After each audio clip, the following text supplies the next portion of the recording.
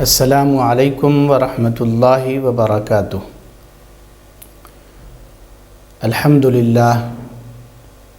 الحمدللہ رب العالمین والصلاة والسلام علی سید الانبیاء والمرسلین وعلی آلہ واصحابہ اجمعین، اما بعد۔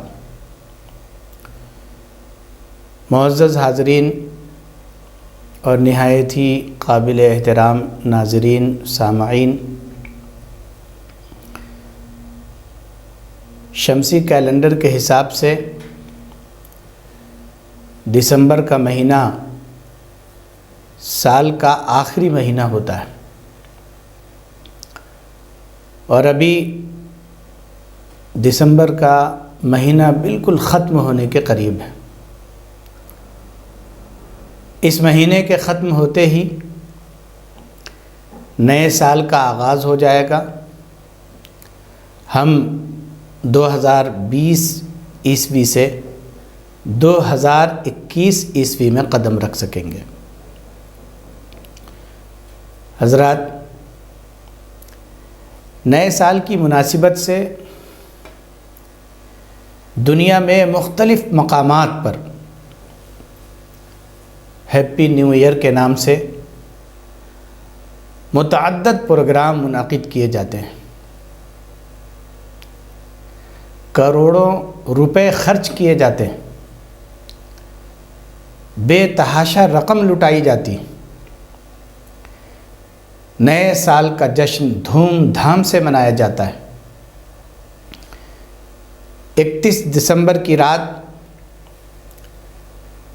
12 بجنے کا انتظار بڑی شدت سے کیا جاتا ہے، اور جیسے ہی 12 بجتے ہیں اپنے انجام سے بے پرواہ لوگ رقص و سرور میں محو ہو جاتے ہیں۔ شراب و شباب کا دور چلتا ہے، ناچ گانے شروع ہو جاتے ہیں، لوگ آتش بازیوں میں منہمک ہو جاتے ہیں، برسر عام طوفان بدتمیزی پر اتر آتے ہیں، اور نہ جانے کیا کیا تماشے اس موقع پر کیے جاتے ہیں۔ کیک کاٹا جاتا ہے، اور اسی کے ساتھ ایک دوسرے کو مبارکبادی دی جاتی ہے۔ سڑکوں پر، گاڑیوں پر، چوراہوں پر ایک دم بد اخلاقی اور ہلڑ بازی کا بازار گرم کیا جاتا ہے، اور اس پوری رات کو نیو ایئر نائٹ کا نام دے کر جس بد اخلاقی اور فحاشی کا ثبوت فراہم کیا جاتا ہے اور مظاہرہ کیا جاتا ہے، اس کو زبان پر بھی لایا نہیں جا سکتا۔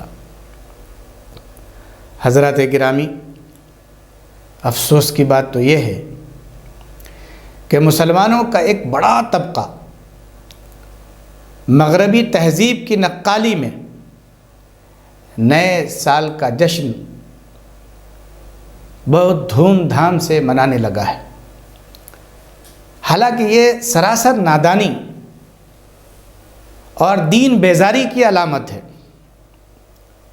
فضول خرچی اور خرافات کو ہوا دینا ہے، اپنی اقدار اور روایت کے برخلاف عیسائی کلچر اور تہذیب کو فروغ دینا ہے، کیونکہ یہ عیسائیوں کا ایجاد کردہ جشن ہے۔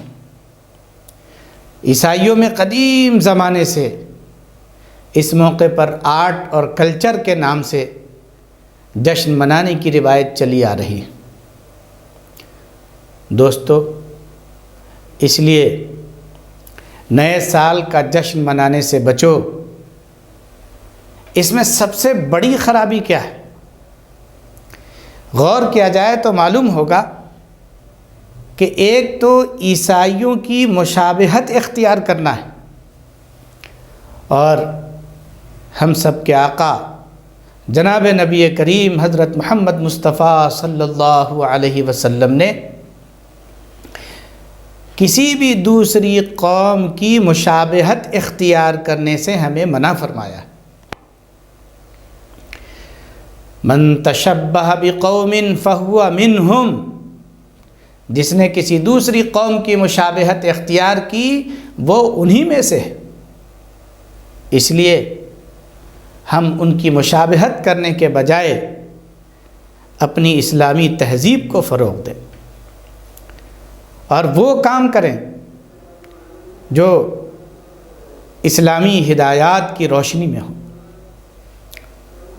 اسی طرح غور کریں تو معلوم ہوگا کہ نیا سال وقتی لذت یا خوشی کا سبب نہیں ہے، بلکہ گزرے ہوئے اوقات کی قدر کرتے ہوئے آنے والے لمحات کو صحیح طور پر استعمال کرنے کے لیے اپنے اندر نیا عزم اور نیا حوصلہ پیدا کرنے کا موقع ہے۔ تو ہم بجائے جشن منانے کے گزرے ہوئے اوقات کا جائزہ لیں اور آنے والے اوقات اور آنے والے لمحات میں اپنے اندر نیا حوصلہ پیدا کریں اور اعمال صالحہ اور اعمال خیر سے اپنی زندگی کو آراستہ اور پیراستہ کریں۔ اسی طرح ہمیں یہ بھی اچھی طرح معلوم ہونا چاہیے کہ نئے سال پر تو ہماری زندگی کا ایک اور سال ختم ہوتا ہے، ایک اور سال کم ہو جاتا ہے۔ پھر جشن کیسا؟ یہ زندگی پروردگار عالم کی طرف سے عطا کردہ ایک بیش قیمت نعمت ہے، اور نعمت کے زائل ہونے یا نعمت کے کم ہونے پر جشن نہیں منایا جاتا بلکہ افسوس کیا جاتا ہے۔ جناب نبی کریم سرور دو عالم صلی اللہ علیہ وسلم نے اسی لیے فرمایا ہے کہ ایسے موقع پر اپنا احتساب کرو، اپنا جائزہ لو۔ آپ نے فرمایا حاسبوا قبل ان تحاسبوا، اپنا جائزہ لو، اپنا احتساب کرو اس سے پہلے کہ تمہارا جائزہ لیا جائے کہ تم اعمال کے اعتبار سے کیسے تھے۔ غافل تجھے گھڑیال یہ دیتا ہے منادی، غافل تجھے گھڑیال یہ دیتا ہے منادی، گردوں نے گھڑی عمر کی ایک اور گھٹا دی۔ ایک صاحب بڑے اچھے شاعر وہ فرماتے ہیں کہ دیواریں ایک اور اینٹ گر گئی دیوار حیات سے، ایک اور اینٹ گر گئی دیوار حیات سے، نادان کہہ رہے ہیں نیا سال مبارک۔ اللہ الصمد۔ اسی لیے دوستو آئیے ہم اس موقع پر عہد کرتے ہیں کہ ہم اس سال کیا کسی بھی سال نئے سال کی آمد پر جشن نہیں منائیں گے، دھوم دھام سے اور ڈھول اور تماشے کے ذریعے، بدعات اور خرافات کے ذریعے ہم نئے سال کا استقبال نہیں کریں گے، بلکہ اس دعا کا اہتمام کریں گے جو دعا جناب نبی کریم سرور دو عالم صلی اللہ علیہ وسلم نے مہینے کی آمد پر یا نئے سال کی آمد پر ہمیں سکھائی ہے کہ اللہم ادخلہ علینا بالامن والایمان والسلامتی والاسلام۔ دوستو نئے سال کی آمد پر ہم اس بات پر بھی توجہ دیں کہ ہم نے ماضی کے اندر کیا کھویا ہے اور کیا پایا ہے، اس اعتبار سے بھی ہم غور و فکر کریں، ماضی کے لمحات کا احتساب کریں، اور جب تک ہم اپنے ماضی کے ان لمحات کا احتساب نہیں کریں گے آنے والے سال کے اندر ہمیں نئے کاموں کا حوصلہ ہمیں پیدا نہیں ہوگا، اور اس سلسلے میں ہمیں کسی بھی طرح کی کوئی راہ ہمارے سامنے نہیں آئے گی۔ اس لیے ماضی کے کا ہم مکمل طور پر احتساب کریں اور جائزہ لیں۔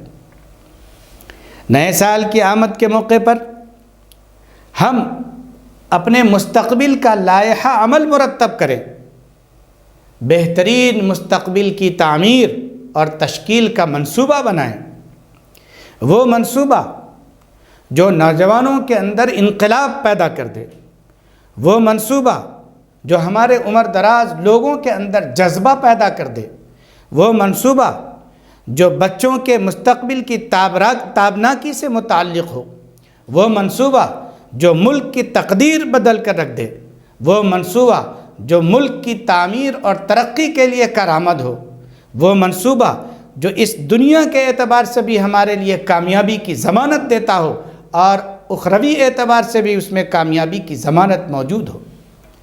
اللہ تبارک و تعالی ہم تمام کو ہر طرح کے خرافات سے محفوظ رکھے اور ہمیں اپنی فکر کے ساتھ ساتھ اپنے آل و اولاد کی اور اپنی نسلوں کی اور اپنے ملک کی فکر کرنے کی توفیق عنایت فرمائے۔ وآخر دعوانا ان الحمد للہ رب العالمین۔